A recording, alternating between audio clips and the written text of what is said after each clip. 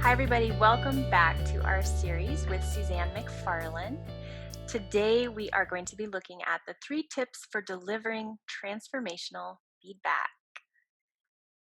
All right. So I want to start out by saying that feedback can be such a challenge for managers and leaders. And, um, we have different personalities and sometimes it can be uncomfortable. So today I just want to really unpack this a little more and see what wisdom you have to share.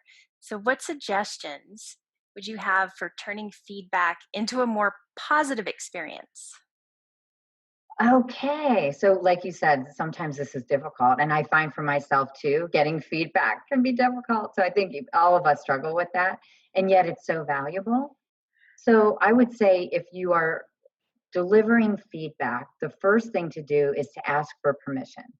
May I provide you with some feedback? And even if you are in a senior position to somebody and that would be an assumed part of the role, maybe say something like, is this a good time to provide some feedback to you on that speech you just gave or how you handled that sales agreement or something like that?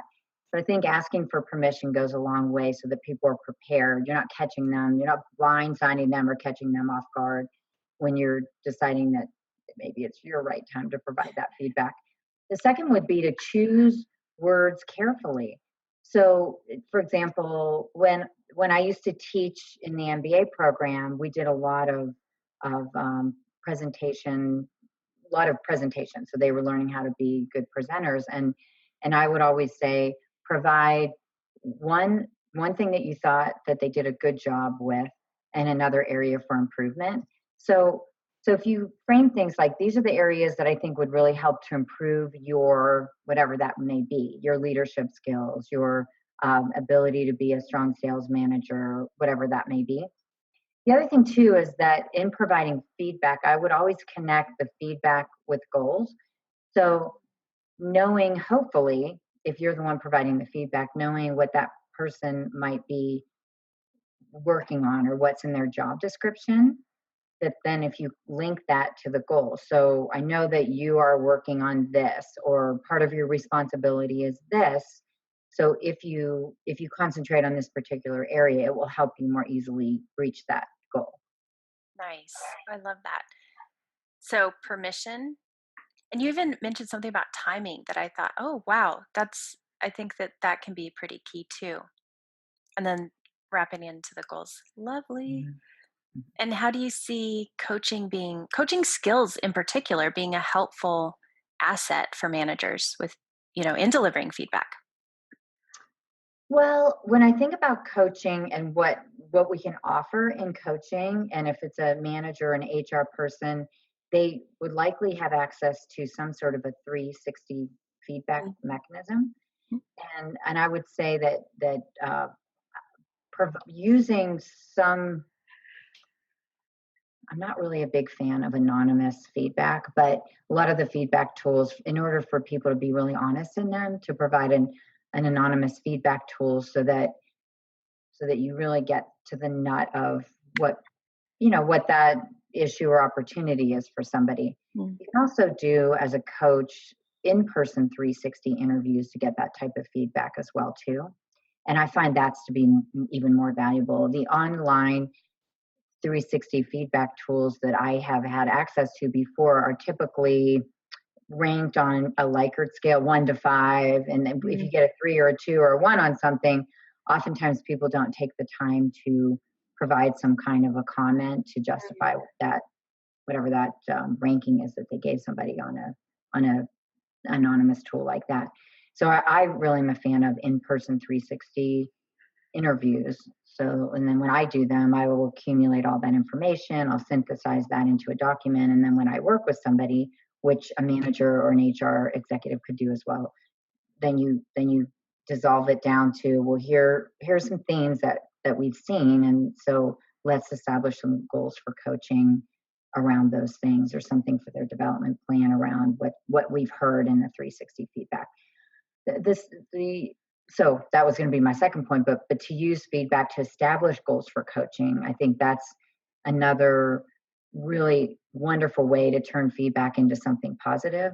So, hey, we've gotten some feedback that You get really frustrated at meetings, and let's put one of our goals for coaching for you to manage your emotions and learn how to respond versus react in a professional setting.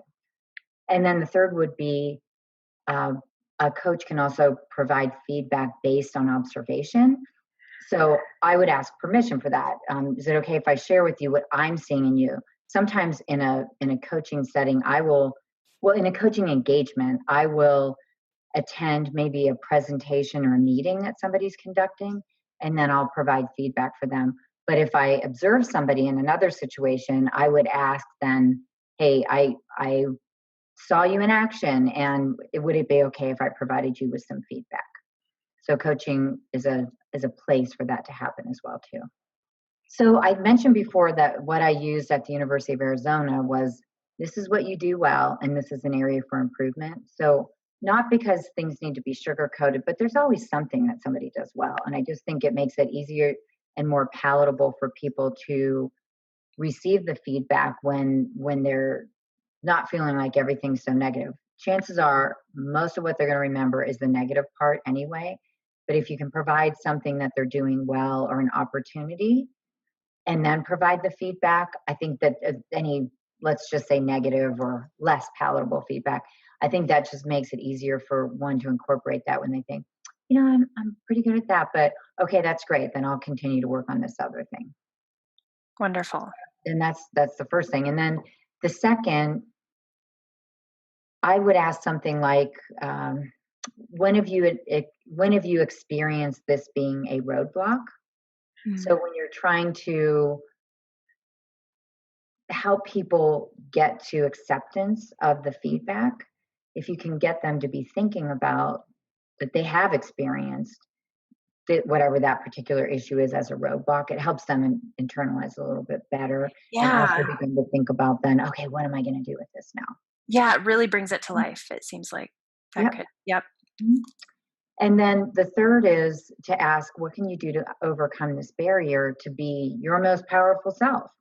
Because I think when we all get feedback, right? And sometimes we like it, and sometimes we don't like it. But maybe it's feedback where you feel like, oh, I'm feeling really vulnerable right now. If you can step somebody into how can this feedback help you feel powerful, then it's just getting them to step into their own power and not feel somewhat like either victimized or whatever you might want to call that when you feel Mhm. badly about getting negative feedback. Yeah. Wonderful. Well, thank you so much. This has been so helpful. Well, thank you. Thanks for having me.